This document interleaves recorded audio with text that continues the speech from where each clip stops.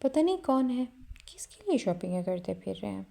نور سارے راستے بس یہی سوچتی آئی تھی، بار بار بس ایک ہی بات اس کے دماغ کو پریشان کر رہی تھی کہ آخر ہے کون وہ لڑکی جس کے لیے ہم اتنے ایکسائٹڈ ہو کے چیزیں خریدتے پھر رہے ہیں۔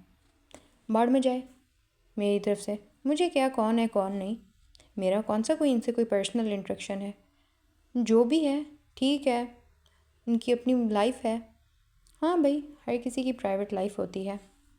وہ بار بار یہی جملہ بول کر خود کو تسلی دیتی، پھر اس کا دماغ سے ایک ہی بات سوچنے پر مجبور کرتا، وہ پھر اپنی سوچوں کا غبار اسی ایک جملے سے چھٹ کرتی، اور پھر وہی سوچیں اس کے دماغ پر حاوی ہو جاتی۔ اسی کشمکش میں بیٹھی تھی کہ نمل نور کے کمرے میں داخل ہوئی۔ نور بیٹا، شام کو ریڈی ہو جانا، آپ کی خالہ کے گھر جانا ہے۔ نمل کی بات پر نور کا موڈ خراب ہو گیا۔ لو، بھجوا دیا انویٹیشن، یہ تو کوئی بہت ہی بات کا پکا انسان ہے بھائی۔ نور ایک بار پھر بڑبڑائی تھی۔ کچھ کہا تم نے؟ نمل اس کی طرف متوجہ ہوئی۔ نہیں ماما، میں نے کیا کہنا ہے، ویسے کیوں جا رہے ہیں ہم وہاں پہ؟ بیٹا، آپ بھول گئیں؟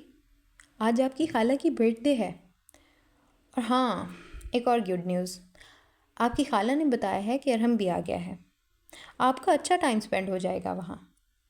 نمل تو ایسے تفصیل بیان کر رہی تھی جیسے نورالعین کو کسی بات کا پتہ ہی نہیں ہے۔ نمل کے لیے تو نورالعین اس بات سے بے خبر ہی تھی۔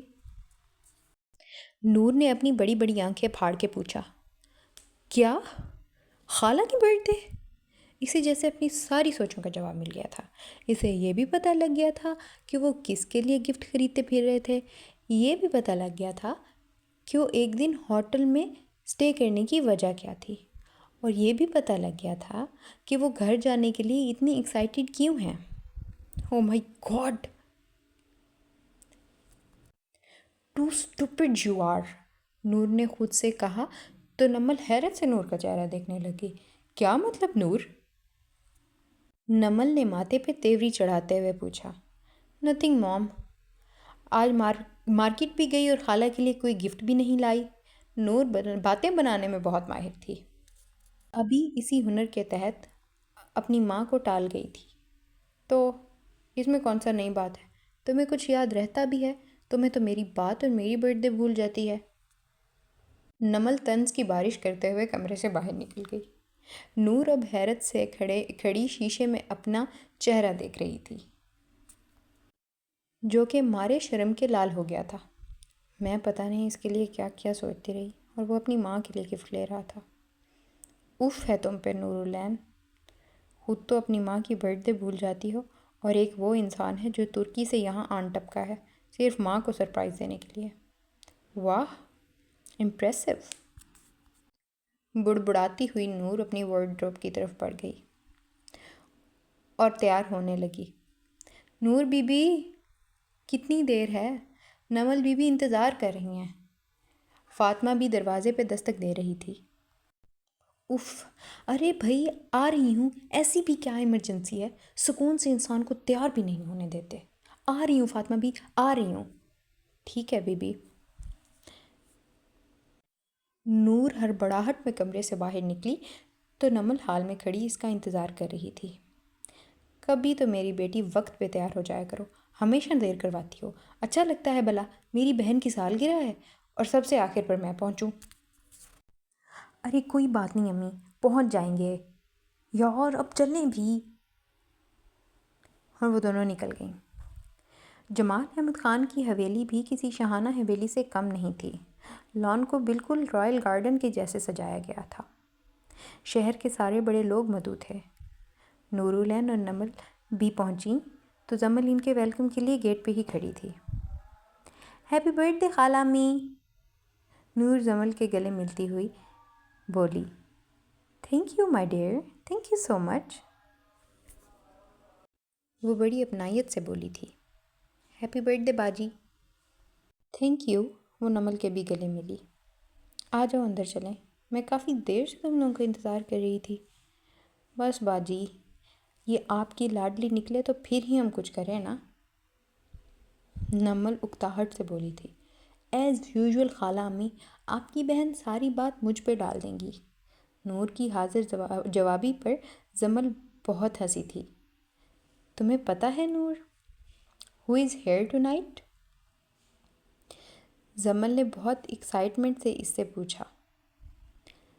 ماما نے بتایا ہے، ارحم ترکی سے واپس آ گئے ہیں۔ نور ایسی ایکٹنگ کر رہی تھی جیسے اسے کچھ پتہ ہی نہیں ہے، وہ کچھ جانتی ہی نہیں ہے۔ یس، آؤ میں تمہیں سے ملواتی ہوں۔ جتنی ایکسائٹیڈ زمل تھی، نور بھی اس کی ایکسائٹمنٹ کا مقابلہ کر رہی تھی۔ دونوں ساتھ ساتھ چلتی اب ارحم جمال خان کے پاس پہنچ گئی تھیں۔ وہ سفید شرٹ کی آستینے فولڈ کیے جو اس کا گلاس ہاتھ میں پکڑے بہت حسین اور پروقار لگ رہا تھا۔ اس دن نور نے بھی سفید لانگ فراک پہن رکھا تھا، وہ بھی بہت خوبصورت لگ رہی تھی۔ اس کی طرف چلتی جا رہی تھی کہ اس کی نظر اس کے ساتھ کھڑی ایک لڑکی پر پڑی۔ کالے سلیو لیس لباس میں ملبوس وہ چھوٹے بالوں والی لڑکی ارحم کے بہت قریب کھڑی تھی۔ اسے دیکھ کر پھر سے حسد ہونے لگی۔ زمل نور کو لیے اب ارحم کے پاس پہنچ چکی تھی۔ نورالعین آ گئی ہیں ارحم، آپ ان کو کمپنی دیں، میں باقی مہمانوں کو دیکھ لوں۔ ارحم نور کی طرف متوجہ ہوا۔ ویلکم میم ونس اگین۔ اس نے اس پر ایک گہری نگاہ ڈالی اور خوبصورتی سے مسکرایا۔ نور بھی جواب میں مسکرائی تھی، مگر اس کی نظریں ابھی بھی اس کے ساتھ کھڑی اس لڑکی پر مرکوز تھیں۔ کمشکا، یہ نورالعین ہے، میری خالہ زاد کزن۔ نورالعین، یہ کمشکا ہیں، میری چچا زاد کزن۔ اب وہ ان دونوں کا تعارف کروا رہا تھا۔ نور بہت ججمنٹل طریقے سے کمشکا کو دیکھ رہی تھی۔ انوشکا؟ نور نے حیرت سے پوچھا۔ نو، اٹس کمشکا، وہ نیم انگریز اپنے ادھورے انگریزی ایکسنٹ میں بولی تھی۔ او، کمشکا، اچھا نام ہے، اچھا لگا مل کے۔ او، مجھے بھی۔ آپ پہلے کبھی نہیں دکھی؟ نور بس اپنی کیوریوسٹی ختم کرنا چاہتی تھی۔ ہاں، بالکل ویسے ہی جیسے تم مجھے پہلے کبھی نہیں دکھی، اس نے بھی جوابی حملہ کیا۔ دونوں کی بات پر ارحم ہنس پڑا۔ مگر تم لوگ مجھے دکھتی رہتی ہو، اس لیے میں تم دونوں کو ایک دوسرے کو دکھا رہا ہوں۔ اب وہ باقاعدہ مذاق کے موڈ میں تھا۔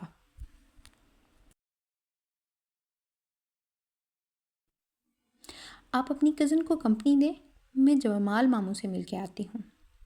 نور بس وہاں سے جانے کا بہانہ چاہتی تھی اور جمال کو سامنے سے آتا دیکھا تو اسے وہ بہانہ مل گیا تھا۔ کہتی ہوئی وہ جمال کی طرف بڑھ گئی۔ جمال سے ملنے کے بعد وہ وہیں پہ کھڑی رہی اور ان دونوں کو دیکھتی رہی۔ پتہ نہیں کیسی عجیب سی لڑکی کے ساتھ کتنے فرینک ہو کے کھڑے ہیں، اور یہ اس کو دیکھو، ادھننگی ہو کے آن پہنچی ہے۔ پتہ نہیں باہر کے ملک میں جا کے لوگوں کی شرم کیوں مر جاتی ہے۔ اور اگر تمہاری چچا زاد کزن ہے نا یہ، تو شرم کرو ارحم جمال خان۔ پھر بھی تمہیں یہ حق نہیں پہنچتا کہ تم اس کو اتنا چپک کے کھڑے ہو جاؤ۔ اف، وہ پھر بڑبڑا رہی تھی۔ اس کی نظریں ابھی بھی ان دونوں پر مرکوز تھیں کہ اس نے ارحم کو اپنی طرف بڑھتے دیکھا۔ You are looking good. اب وہ اس کے سامنے کھڑا تھا۔ اور دیکھو، تمہارے کپڑوں کی اور میری شرٹ کی میچنگ ہو گئی ہے۔ وہ وائٹ فراک میں واقعی بہت خوبصورت لگ رہی تھی۔ اس کے لمبے خوبصورت بال، نیلی آنکھیں، معصوم سا چہرہ اس کی پرسنالٹی کو بہت اٹریکٹیو بناتا تھا۔ ہاں، میں تو اچھی لگ رہی ہوں، پر آپ کی ایک کزن تو کچھ زیادہ ہی اچھی لگ رہی ہے۔ ارحم پھر ایک بار کہکا لگا کر ہنسا تھا۔ اس کی تو خیر بات ہی الگ ہے۔ نور نے پھر اس کو اپنی بڑی بڑی آنکھوں سے بہت حیرت سے دیکھا۔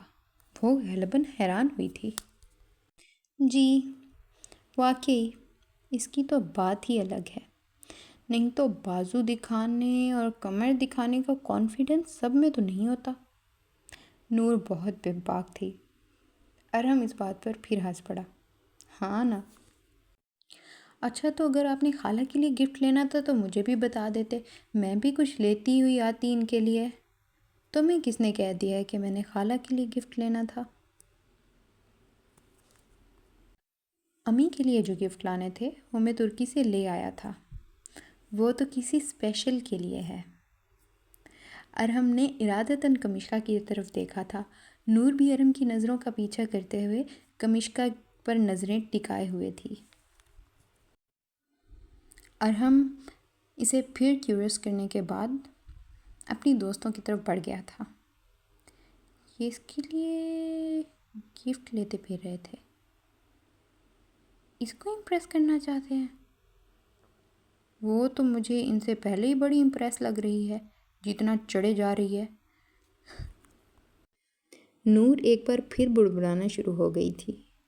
ارہم آدھی ادھوری بات کرنے کے بعد اسے ہر بار کیوریس کر جایا کرتا تھا، اور وہ بھی ارہم کی امید کے عین مطابق اسی حد تک کیوریس ہوا کرتی تھی۔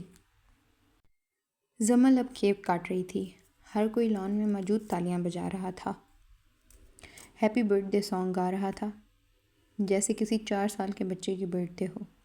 نور کو یہ سب اچھا نہیں لگ رہا تھا، عجیب چونچلے لگ رہے تھے۔ خیر وہ بھی تالیاں بجا رہی تھی۔ کیک وغیرہ کٹ ہونے کے بعد سب نے کھانا کھایا۔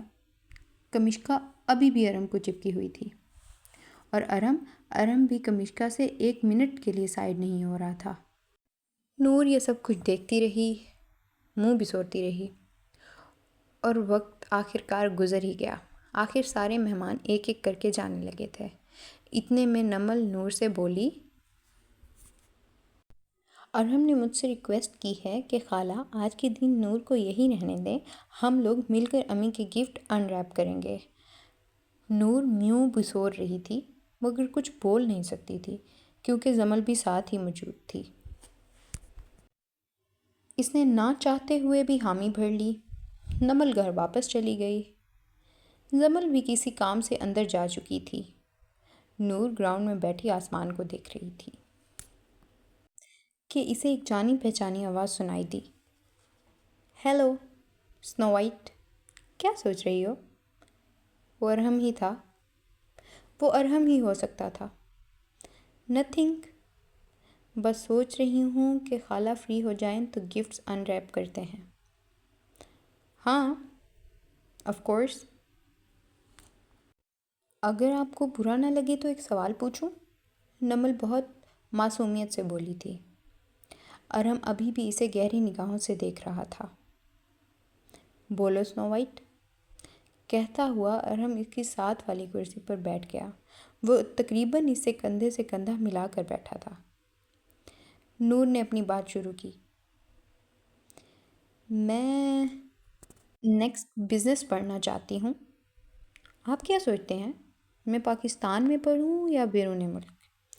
ارہم کو 100% یقین تھا کہ نور یہ بات نہیں پوچھنا چاہتی، مگر کیونکہ اب وہ بات بدل چکی تھی تو ارہم کو بھی سیریس ہو کے جواب دینا پڑا تھا۔ ہاں اچھا ٹھیک ہے، بزنس پڑھنا چاہتی ہو تو باہر کسی یونیورسٹی سے پڑھ لو۔ ارہم ابھی بھی اسے مسلسل دیکھ رہا تھا۔ ہاں میں بھی یہی سوچ رہی ہوں، مگر امی مجھے باہر جانے نہیں دیں گی، اس لیے سوچ رہی ہوں کہ بغیر کسی ضد کے اور وقت ضائع کیے ادھر ہی پاکستان میں پڑھ لوں۔ ہاں یہ بھی ٹھیک ارادہ ہے تمہارا۔ ارہم بابا، نور بیٹی، دونوں کو زمل بی بی اندر بلا رہی ہیں۔ بانو زمل کا پیغام لے کر ان دونوں کو بلانے آئی تھی۔ یہ دونوں اندر گئے، باتیں کرتے رہے۔ ارہم ترکی کے قصے سناتا رہا، نور ہنستی رہی، زمل ہنستی رہی، بانو بھی ان سب کی باتیں سن رہی تھی۔